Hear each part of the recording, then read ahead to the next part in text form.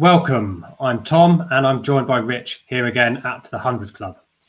In this episode, Rich has dusted off his computer, remembered his computer programming, and is going to run a model of how the 100 could work. Will he pick the winner? Will he know whether a century will be scored? Only time will tell, but let's see what he's got to say for now.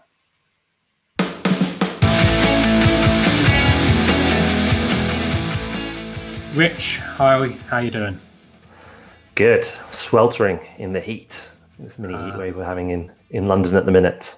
Long may it continue with the cricket just around the corner. Yes, of course. Yeah, let's hope so. Let's hope your prediction of not a single rain interruption holds for the tournament. Yeah, so that harks back to the prediction show we did over the weekend, which was a bit wild and a bit loose. We're going to try something different here. We're going to try something quite different in that, it feels a little weird giving you an introduction, given, we get on very well. We've known each other a long time, but you are a scientist by trade with a number of skills, including in mathematical modeling. Is that fair? And coding? Yeah, I think that's fair. I think in the day job, there's a fair amount of mathematical modeling takes place. And occasionally it's nice to try and apply some of those skills to the wonderful world of cricket. Okay. And so in your, what I loosely call spare time, you've knocked up a modeling simulation, a bit of software, and run some of the data from the 100 through. So what have you done exactly? What does the model look like? So there's a huge amount of data analysis that goes on in cricket these days. And you'll see the likes of CricViz who analyze on a ball by ball basis, how much balls move, where they pitch, etc. I haven't done anything as complicated as that. But we've spent quite a bit of time going through each of the teams, trying to assess their relative strengths and weaknesses. So I wanted to investigate a little bit as to who might win based on their track record coming into the tournament. So essentially what I've done is built a match simulator that really, at its essence, is the delivery. So it's a bowler bowling a ball to a batsman. What happens? Is it a wicket? Is it a dot ball? Is it a hit for a 4 or 6? Well, it turns out we can estimate quite a bit of that just from a player's stats, because we know for any given player how many balls he's faced in 2020, how many 4s he's hit, how many 6s he's hit, and how often he's got out, etc. So we can estimate all those probabilities. Similarly for the bowler, we know what their economy rate is, we know what their bowling strike rate is. So what we can do is we can simulate the game of the 100 and see who wins. But of course, that's any given game and it could go different ways, as we know with cricket. So what we do is we run the model many hundreds or thousands of times in a type of modeling called Monte Carlo modeling, named after the casino. Spin that wheel. And we use that to try and sort of work out the probabilities. And this is used both in terms of the team analyses would do similar things, but also, of course, in the gambling industry to work out the odds would apply a similar approach. Yeah. Well, we'll not talk about them. Let's talk about cricketing. Yes. Cricketing business in itself. So have you just done the men's teams and squads at the moment? So I have just done the men's. I think one of the challenges is that the women's side doesn't have the same quality of statistics as the men's team does. I've used CricInfo for this data, and they have ball by ball. They have balls faced, strike rate statistics for all male T20 games, professional T20. They don't have the same for women's, unfortunately. So it's a little bit difficult to collect the data. We'll try and do that as we go through the tournament. But for the minute, I've just had a look at the men's. Yeah, and I mean, we've had a great chat recently which I think is yet to be published, but with someone who deals with the women's stats side as well. So maybe that's something that we'll be able to do in the future. If we can get that data, then we'll absolutely run it for them. So you're saying the data is coming from CricInfo. I think I suppose the big question is, who does it say is going to win and why? So having run it through, interestingly, the Northern Superchargers have come out as a clear favourite. Okay. I give them a 23% chance of winning the tournament. And digging into a little bit. That's really high. That is quite high, isn't it? It's an interesting one. I think it comes down to the strength of their top 5 batting lineup. So I've made the assumption in the model, by the way, based on the playing 11s we've selected for the games in which they're available. So the model takes into account Ben Stokes is absent games 5 through 8, but I have assumed he's back for the eliminator or the final if required. So you look at that top 5, and what you have is a very strong young player in Harry Book, a very good domestic vet in Adam Lyth, Then you've got sort of the twin powerhouses of Chris Lynn and Faf du Plessis, both extremely experienced but got great strike rates as well. And then you add the X factor of Stokes into that. And essentially, I think that means that Northern Superchargers have the best batting lineup in the competition. And I think that really propels them forward. They also have useful all-round contributions coming in at sort of 6-7 in the likes of Bryden Castle or David Willey. These guys don't necessarily have great averages, but they don't need to in this short form competition because they're just not going to bat that many balls. But their strike rates are fantastic. Okay. And is there an obvious,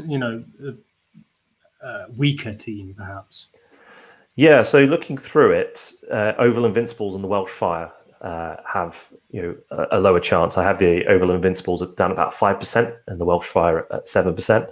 Now, this isn't to say in a month's time the Oval Invincibles won't be lifting that trophy. That's about a sort of a 1 in 20 chance, which is eminently possible. But I think if you just compare side by side those batting lineups, which for the Oval Invincibles obviously has Jason Roy up top, but has Will Jacks, very promising player, but perhaps a little bit more unproven. Then obviously we don't know what's happened with the Curran brothers and international call-ups. And Sam Billings, who's sort of been in and out of form a little bit in the last kind of 12 to 18 months, when he has played cricket. And I think the point to make here is that the talent is so concentrated in this tournament. I'm not saying Oval Invincibles aren't a good team by any stretch. No, they're packed full of talent. But I think some of the other teams just have more talent. Yeah, I mean, not attacking, but you are talking about my Welsh Fire here. You're talking about a team that's got Johnny Bairstow, Tom Banton, Ben Duckett, really good batters up there. I mean, I suppose they've lost quite a bit with someone like Karen Pollard. Did you try running it with him and without him or not? No, I've stuck with the sides as they were, and I think that would be an interesting experiment to do. I mean, in baseball parlance, they talk quite a lot about wins above replacement, which is how much better is it having that player in a team compared with the average player. So one thing you can do with these types of model is substitute a player out and see their influence. So I could look at, okay, well, what if Stokes was missing for the whole tournament? How would that affect Northern Superchargers' chances? I haven't done that, but I expect it would affect it quite a bit. Well, and you're going to have it on hand. So I suppose if we're doing a live show, you might be able to run that kind of thing as we're going, right? Yeah, the idea is to keep this live as we go through the tournament and then sort of try and track what's happening as we go. Okay. So on the model then, and when you're running it, what does the most likely final look like? So obviously the most likely finalist is the Northern Superchargers, as I just said, about 23% chance. I have the Birmingham Phoenix coming in second at the minute with a kind of a 16% or a 1 in 6 chance of winning. So Superchargers Phoenix is the most likely final coming out of the model, with the Trent Rockets marginally behind on 14%, the Manchester Originals on 13%.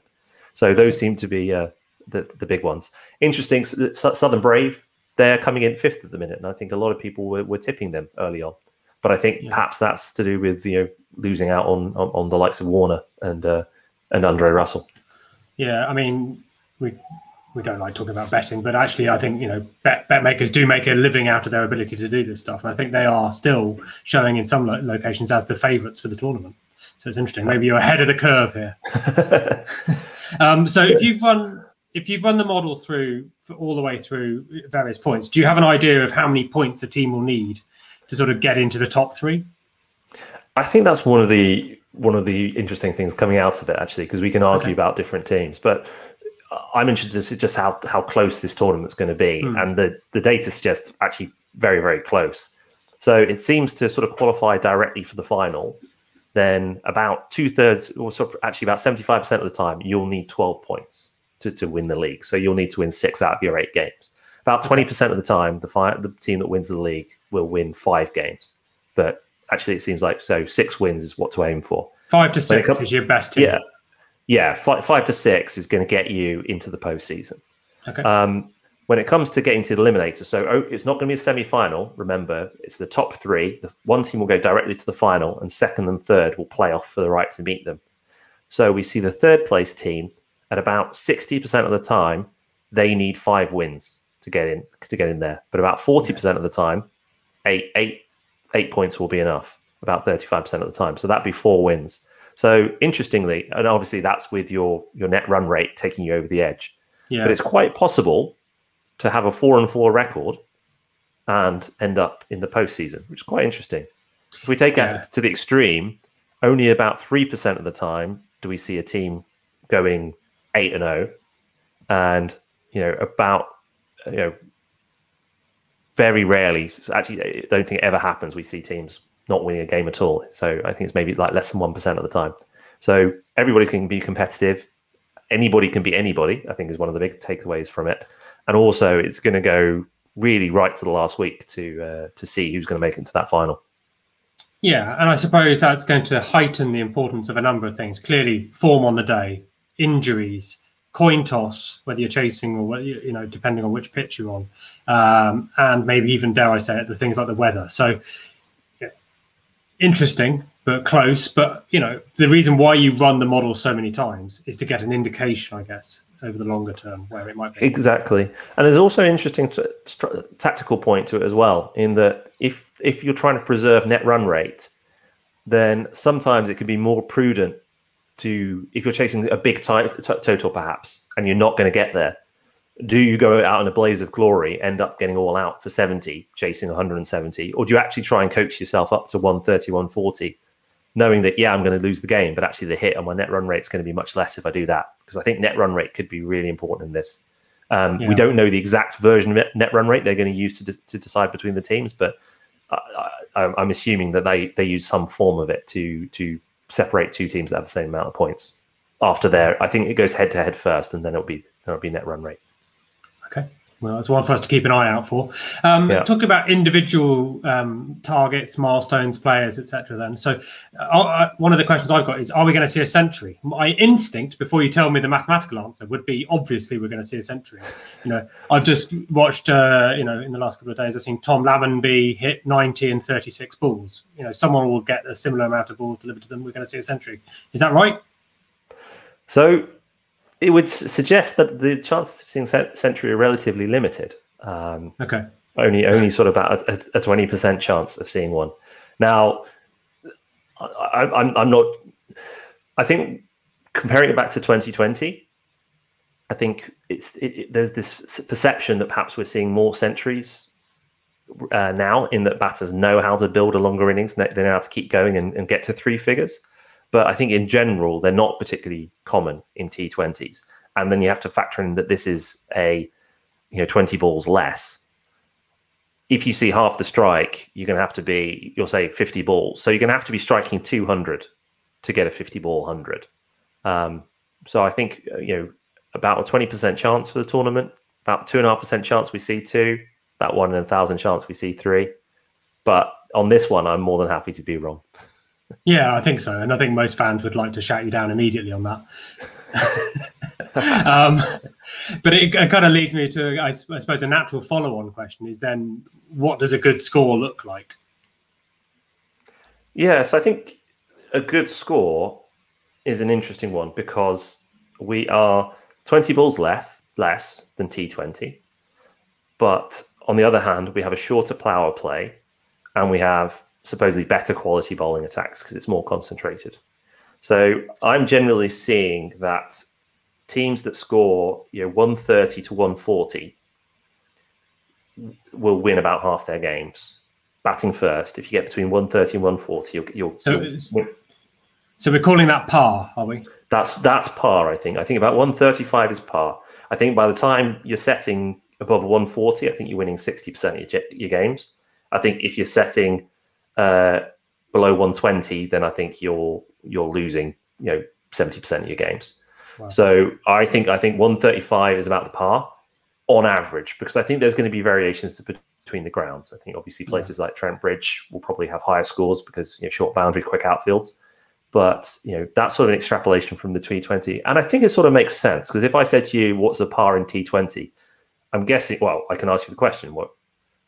Well, yeah, there will be factors, but I suppose these days 165, 160. Yeah, and that's about the extrapolation of kind of 135. So I think that makes sense to that. That's about the par score.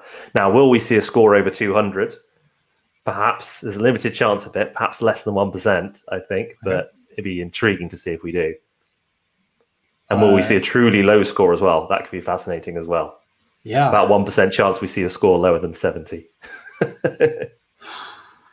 Yeah, you'd be a bit annoyed with your ticket for that one, I suppose, unless there's some fantastic bowling. Which brings me kind of to the bowling side. I mean, how does that picture look? And when you run the model, what does good look like in bowling? So I think the person who leads the wickets will probably be somewhere in the 20s. I think no surprise to say that the person who comes out on top most commonly is Rashid Khan, the #1 pick in the draft, probably best T20 leg spinner in the world. So I don't think it's particularly surprising that he seems to come out on top a lot. Other sort of perennial guys who do well in T20, like other spinners, Matt Parkinson, the leg spinner. Saqib Mahmood seems to do quite well. He's been doing pulled up to the England side recently. Anybody who's sort of got your good strike rates is likely to by the model. I mean, that's what the model's feeding off. So if I'm feeding a good strike rate in, it's likely they're going to take more wickets. But I think the leading wicket taker will be somewhere in the 20s. I think an interesting thing about it is the balance between pace and spin. Yeah. So what's going to take more? So I think that pace will account for about 65% of the balls bowled, but only 62% of the wickets. So not a huge difference there, but I think for a given ball, spin will be more potent. So perhaps spinners will take a bit more tap, but I imagine they'll get a little bit more wickets. And the thing that would... Go on. All I was going to say is not accounting for, and one thing that would be interesting to look into is the quality of the wicket as well, because obviously anybody knows you can pick up a few cheap wickets at the end of an innings when people are really going for it.